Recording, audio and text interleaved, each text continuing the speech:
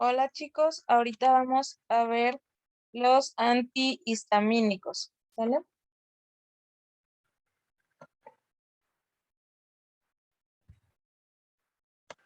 O sea, una opción de alergeno consiste grande comezón, tenemos inflamación, tenemos tipo 1, bloqueo, pero son o histamínicos tenemos las etanol, la difenhidramina, clorniradas, fenotiazina, tenemos varias y deslorticina. Estos medicamentos se absorben adecuadamente de forma oral o parenteral y algunos otros inclusive hay presentación vía rectal. Hay algunos medicamentos que actúan en sistema nervioso central y causan mucho sueño, a diferencia de la fexofenadina, desloratadina, la difenhidramina. Entonces, es un inductor del sueño, por eso es peligroso dar antihistamínicos en pacientes que manejan o que tienen, por ejemplo, uso de maquinaria pesada, porque puede ocurrir un accidente. Entonces, los antagonistas del receptor 1 de histamina evitan como que se una, pero si ya está unido, no pueden como tal causar ningún tipo de situación, o sea, no pueden evitar que suceda la reacción alérgica, pero sí puede detener el progreso, o sea, puede evitar que se complique más. Entonces, por ejemplo, tenemos a nuestra célula sensibilizada. Nuestras células tienen receptores especiales para unirse con la histamina, sí que va a estar liberando pues el antígeno, sustancias que van a ser pro histamina. Lo que hace el medicamento es unirse al receptor y bloquearlo para evitar muchas consecuencias que dan las reacciones alérgicas. Broncoconstricción, que es que los bronquios se hagan más pequeños, no haya paso de aire. No puede respirar, hay comezón en la nariz y garganta, empieza a haber secreción de moco, hay estornudos, hay una disminución de la presión arterial, hay taquicardia, hay vasodilatación, nos empezamos a edematizar, hay comezón, hay rubor, hay angioedema en la piel. Entonces, pues todo esto, si no lo tratamos a tiempo, lo que hacen es bloquear la acción de la histamina en los receptores de vasos sanguíneos, disminuyen la dilatación, reducen el edema, infiltración de proteínas y reducen el edema, inhiben las respuestas de la histamina en el músculo y comezón, ¿sí? Y pues muchas veces actúan en sistema nervioso central, por lo cual causan mucho sueño. También estos antihistamínicos se van a utilizar para diferentes variantes. Se utiliza para rinitis alérgica, al polvo, a cambios de estación, que se caracteriza por moco y por comezón. Tenemos también conjuntivitis alérgicas, urticaria, que es ronchas por contacto con un alergeno, y es por contacto, por ejemplo, por tocar un animalito. Todo eso nos puede causar una reacción alérgica. Algunos se pueden utilizar para evitar las náuseas y el vómito, ¿sí? También la difenhidramina se utiliza en enfermedad de Parkinson, pero obviamente pues el médico ya va a determinar su uso terapéutico, ¿no? El problema es que las medicinas, por ejemplo, pueden bloquear o revertir los efectos de la epinefrina o adrenalina, pueden causar o enmascarar signos de ototoxicidad asociados a unos medicamentos que se llaman aminoglucósidos. Tenemos también, pueden aumentar los efectos sedantes que generan las benzodiazepinas y el alcohol, benzodiazepinas como diazepam, clonazepam. Tenemos que la loratadina también puede hacer interacción con eritromicina, fluconazol, entonces no se recomienda ocasionar, permítanme tantito, puede ocasionar sueño, mareo, ¿sí? Pueden causar garganta e inclusive pueden causar hipotensión y arritmias de ser útiles que se utilizan en situaciones de tipo graves son los corticosteroides. Estos suprimen la respuesta inmunitaria y reducen la inflamación. Entre estos existen esteroides naturales o sintéticos. Los esteroides naturales son hormonas producidas por las glándulas suprarrenales y pues las fármacos corticosteroides van a ser formas sintéticas de estas hormonas. Vamos a tener a los glucocorticoides como la cortisona y la dexametasona, que van a afectar el metabolismo de carbohidratos, lípidos y proteínas, y los mineralocorticoides, sistema renina, angiotensina, aldosterona, y la fludorcortisona, que regulan el equilibrio hidroelectrolítico. Sabemos que la aldosterona ayuda a guardar sal, ayuda a guardar agua y por ende pues, tenemos más volumen en los glucocorticoides. Estos tienen efectos antiinflamatorios, metabólicos e inmunosupresores. Tenemos a la beclometasona, betametasona, cortisona, prednisona, sinolona casi no, pero todas las demás, venoso, el plasma y se excretan en los riñones. La hipersensibilidad y la respuesta inmunitaria. Entonces, ¿qué quiere decir? No es un antialérgico, pero puede frenar la respuesta, ¿sí? Entonces, si está una situación muy grave, hospital. Ahora, elimina o previene reacciones inmunitarias mediadas por células, reducción de la cantidad de leucocitos, monocitos y eosinófilos, disminuye la unión de inmunoglobulinas a la superficie celular e inhibe la síntesis de interleucina, que causa también inflamación.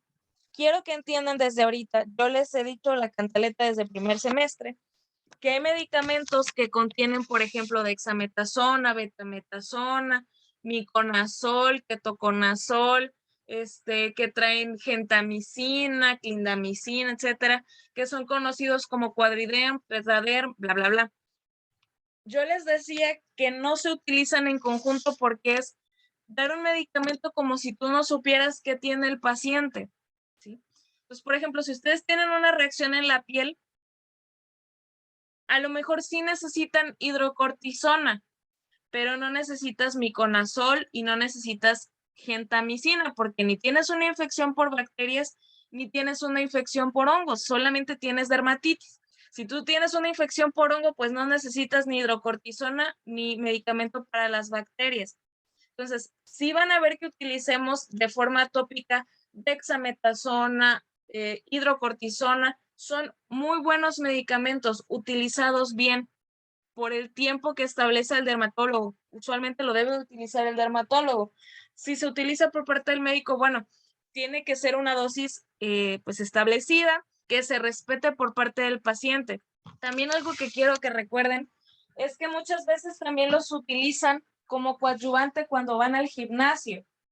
El problema de esta situación es que, bueno, pues sí pueden tener quizás un mejor aprovechamiento del metabolismo de carbohidratos, metabolismo de proteínas, metabolismo de lípidos, ¿sí? Hasta ahí pues todo perfecto. El problema que viene a raíz de esto es que empieza una inmunosupresión. Entonces, si la persona, por ejemplo, una persona que va al gimnasio, que está tomando dexametasona, pues sí se va a poner trabado, sí va a estar todo muy bien. El problema va a consistir en que pues va a tener más riesgo de enfermarse. Entonces, vamos a tener reacciones adversas que no queremos.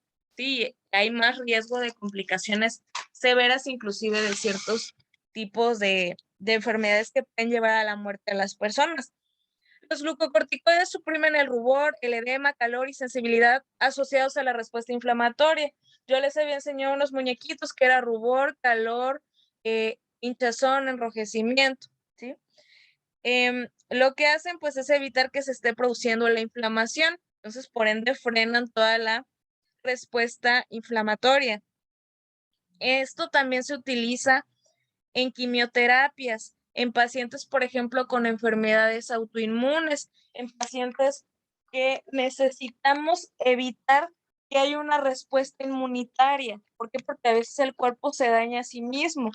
Entonces, necesitamos frenar esa respiración. No lo quieres ayudar, o sea, no lo quieres descomponerlo. Pues bueno, estos medicamentos evitan también que pues haya migración de leucocitos a células, que haya algún daño, evitan la fagocitosis o los Pac-Mans que se comen los microorganismos que ya no funcionan, pues también evitan esa fagocitosis y también evitan la formación de anticuerpos en tejidos lesionados. Por ende, pues evita la formación de histamina, ¿sí? Evita la dilatación y evita el edema.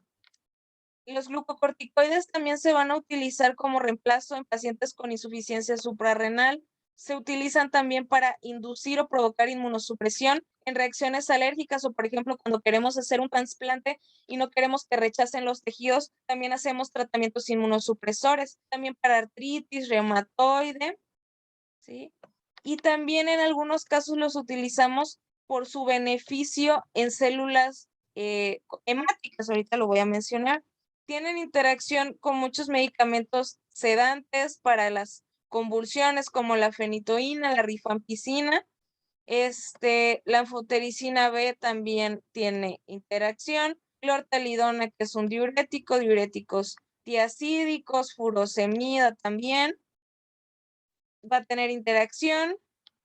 Puede causar úlceras pépticas, sí, úlceras en el estómago. Puede haber interacción en vacunas y toxoides. Puede haber interacción en anticonceptivos hormonales y estrógenos. Puede evitar que funcionen bien los hipoglucemiantes. Entonces, todo eso tenemos que estar viendo nosotros antes de decidir darle a un paciente estos tratamientos, porque reitero, son buenos, pero en la dosis y en la situación adecuada. No todos pueden estar tomando glucocorticoides. Pueden causar insomnio, pueden causar mayor retención de sodio y de agua, aumentan la excreción de potasio y esto nos puede traer contracciones involuntarias, inhibe la respuesta inmunitaria e inflamatoria, puede provocar osteoporosis, úlceras, perforaciones intestinales, problemas para cicatrización, hipertensión, cataratas, más probabilidad de infecciones. Puede causar en situaciones ya muy exageradas diabetes mellitus, ¿sí? Puede causar un síndrome que se llama síndrome de Cushing. Entonces, para esto, vamos a ver de Cushing, puede pasarle a cualquier paciente. Es muy frecuente por el uso de estas cremas que les estoy diciendo. Las farmacéuticas siguen, no a los niños principalmente, pero pues también a las personas adultas. Es peor en niños porque como tal en sus huesitos. Entonces, bueno, va a haber daños severos a causa de estos medicamentos, ¿no? Como le decimos nosotros también. Es resultado de exposiciones altas a cortisol gracias a los corticoesteroides. Entonces, aquí lo que vamos a tener primeramente es que se debe al consumo de glucocorticoides en dosis altas. Hay diferentes tipos de síndrome de Cushing, el endógeno y el exógeno. El más común es el exógeno. ¿Y pues qué causa el síndrome de Cushing? El síndrome de Cushing lo que va a causar manifestaciones clínicas va a ocasionar obesidad como tal, central. Va a haber un aumento del tamaño de la cara, del cuello, del tronco.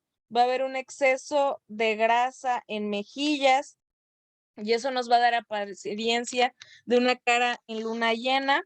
Vamos a tener una joroba en la parte posterior de como tal del tronco, en la espalda. Vamos a tener adelgazamiento de la piel, fragilidad capilar, problemas de cicatrización. Vamos a tener moretones o equimosis. Vamos a tener también alteraciones de irregularidad menstrual. Puede que se presente incluso amenorrea, o sea, que el paciente ya no regle. Puede tener presencia de hirsutismo de vello facial y vello corporal, piel grasa, acné. Puede tener problemas musculares, se va disminuyendo el porcentaje muscular. Puede tener daños óseos, problemas de absorción de calcio. También puede causar problemas de piedras en los riñones. Puede causar daño severo a nivel renal. Hay un síndrome metabólico, aumenta el riesgo de tener diabetes mellitus. Puede haber más riesgo de tener problemas de coagulación, problemas de dislipidemia, y también puede causar daños neuropsiquiátricos el uso de estos medicamentos. Entonces, este síndrome no es un invento, les voy a pasar este PDF. Ya queda de cada quien si recomienda usar este tipo de medicamentos sin verificar que realmente sea necesario. En las guías nos marca qué debemos utilizar y qué no. En muchos problemas dermatológicos sí los vamos a utilizar, en ciertos problemas de tipo ginecológico también, pero vamos a ir dando dosis específicas, aumentando paulatinamente y disminuyendo también paulatinamente, ¿sale? De esto, pues bueno, siempre hay que evaluar a los pacientes, ver su presión arterial, ver su glucosa sérica, también es muy importante. Y lo importante también de esto es que no podemos estar retirando los medicamentos de golpe, ¿sí? Ahorita les voy a mostrar por los principios. Antes de mostrarles esto, pues también les quiero mencionar unos medicamentos que se llaman inmunosupresores. Como su nombre lo dice, suprimen el sistema inmunitario. ¿Para qué los vamos a utilizar? Antes los vamos a utilizar, por ejemplo, cuando pensamos que un paciente puede tener cáncer, también se utiliza como coadyuvante de su quimioterapia. Pacientes, por ejemplo, con enfermedades autoinmunitarias como lupus, pues los vamos a utilizar. Entre estos tenemos a la anakinra, tenemos al valicizumab, ciclosporinas, daclizumab, micofenolato de mofetilo, tacrolimus, sirolimus. Estos se utilizan muchísimo en dermatitis atópica que no se controla, ¿sí? Y bueno, pues pueden utilizarse vía oral, vía tópica, vía intravenosa. Em, Depende de mucho ya cada tipo de medicamento. De estos es quizás raro que los vayan a manejar ustedes solos. Siempre hay una indicación por parte de dermatología o de medicina interna. Realmente es más porque sí. Pero bueno, ahorita les voy a mostrar también hidrocortisona, LM. Y estos medicamentos, los esteroides o glucocorticoides, situaciones, por ejemplo, cuando tenemos niños prematuros, que necesitamos, por ejemplo, usamos. También los utilizamos, por ejemplo, para, por ejemplo, daños o problemas en la piel. Los utilizamos para... Entonces, aquí les voy a poner los principales. Obviamente, hay muchos tipos de corticosteroides. Les voy a poner uno de los Rolimus, que se utiliza mucho en dermatología.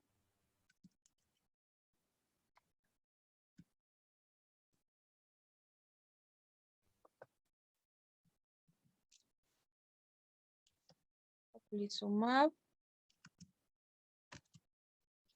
Entonces, por ejemplo, de hidrocortisas. Ahorita les voy a mostrar uno que sea en crema, para que también la puedan ver en diferentes. Yo no digo que no las van a resolver, o se lo quites, va a volver a lo mismo.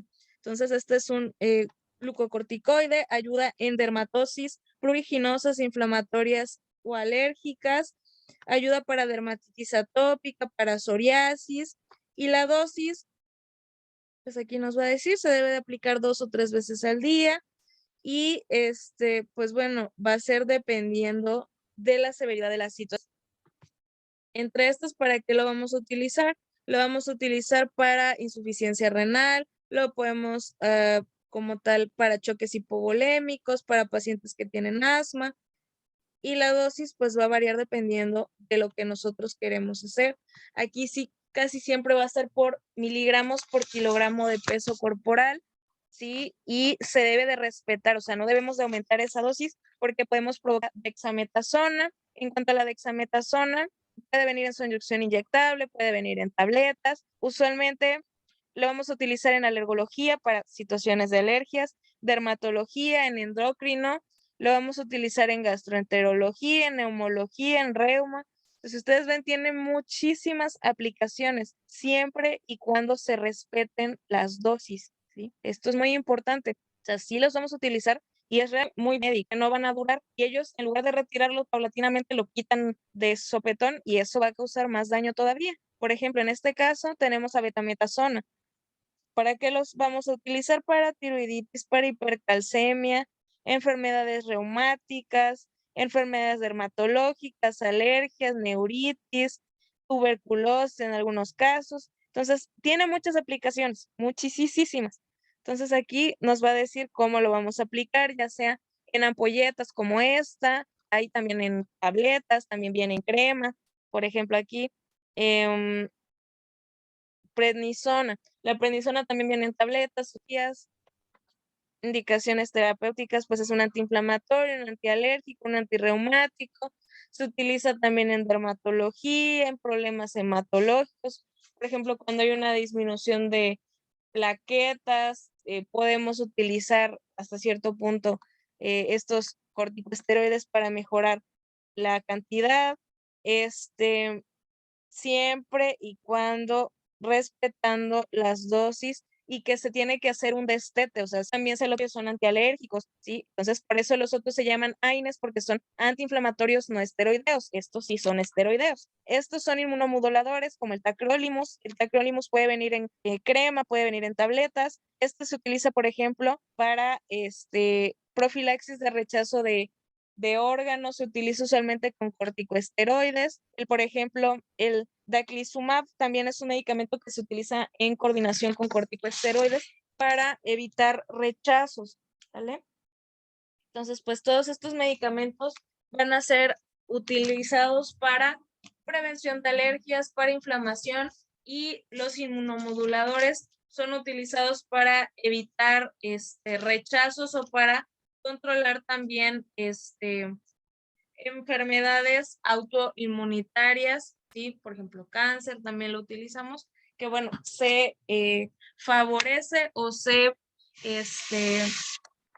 promueve que no ocasione más daño al paciente, ¿sale?